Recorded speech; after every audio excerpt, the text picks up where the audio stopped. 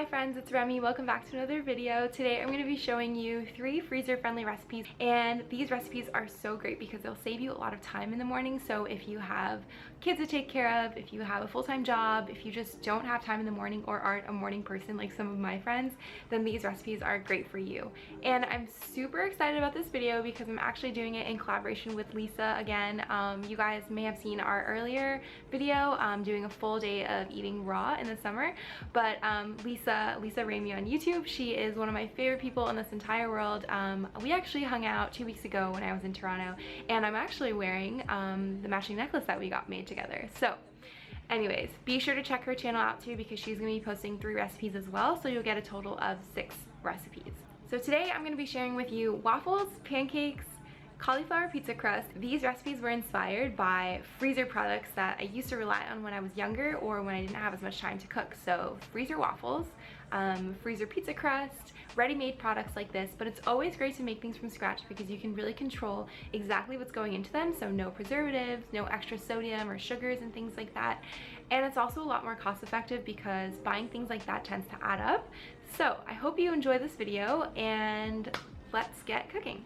So the first recipe is for waffles, and all you're going to do is in a blender, add your oat flour or flour of choice, baking powder, a really ripe banana, and you want to add one that's ripe because it'll add that sweetness and also have the right consistency for your batter. You're also going to add a little bit of salt, some vanilla plant milk or regular plant milk. I'm using vanilla ripple, my favorite, apple cider vinegar, vanilla extract or vanilla powder, and optionally maple syrup. I didn't add it, but you can. Then you just blend that up until you get a batter, and you want to add that to your waffle iron. If you have a non-stick one like I do, you don't need to add any oil. Just be patient with it and make sure it's fully cooked before you remove it from the iron. Just follow the directions on yours because it might be different from mine, and you'll end up with these waffles. So now we're going to store them, and I'm just putting them into a reusable Ziploc bag and putting them in the freezer. So when you want to eat them, you just pop them in the toaster and top them, and you're ready to go. Next are fluffy pancakes, which I forgot to film because I ate them too quickly.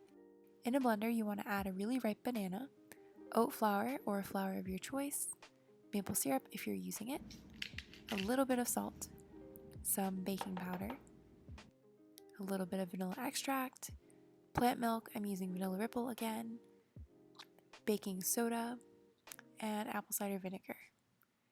Now you just want to blend that until you get a nice batter and add that to your pan. I like to kind of spread it with a spoon here to make circles, and once bubbles rise, it's ready to flip. I couldn't find my spatula, so I used a spoon, but don't copy me. So now you're going to end up with these super fluffy pancakes. This is actually my favorite recipe yet, and I'm just adding them into a container to freeze. So same thing, just throw them into the freezer, and when you're ready to eat, just pop them in a toaster, and you're ready to go. You can also make them mini sized here and top them with fruit. The last recipe is this cauliflower pizza crust. Start by making a flax egg, which is just ground flax and water, and then we're going to make our cauliflower base. So blend that up until you get a nice pulp like this, and then you're going to dump it into a large mixing bowl because we're going to be creating kind of like a dough, and it gets a little messy, so I would say go for a bigger bowl. Now I'm adding garlic powder, and how cute is this little container?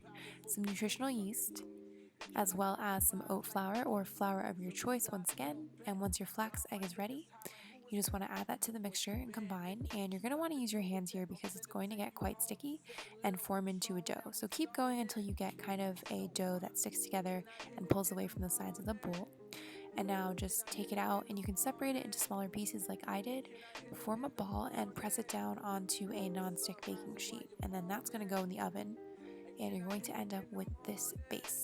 So same thing here, you just put it into the freezer, and when you're ready to eat it, you just take it out as if it's a ready-made pizza base, and then top it with your toppings, some sauce. Here I'm adding mushrooms and tomatoes, and after you bake that in the oven, you can add other toppings and be extra with some edible flowers or basil.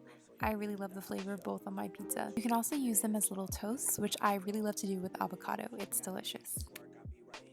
Thank you so much for watching this video. I hope that you found it helpful and that you try out some of these recipes. If you do, feel free to share them with me on social media, on Instagram. You can DM me, whatever. I love to see when you guys recreate my recipes.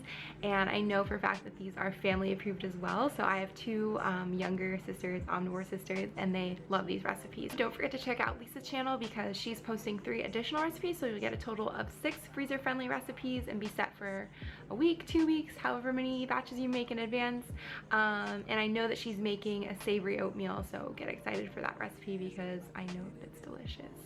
So hope you enjoyed this video. I will see you in another one soon. Thank you so much for watching. Bye. Also, if you're watching this, Lisa, I love you and I miss you so much.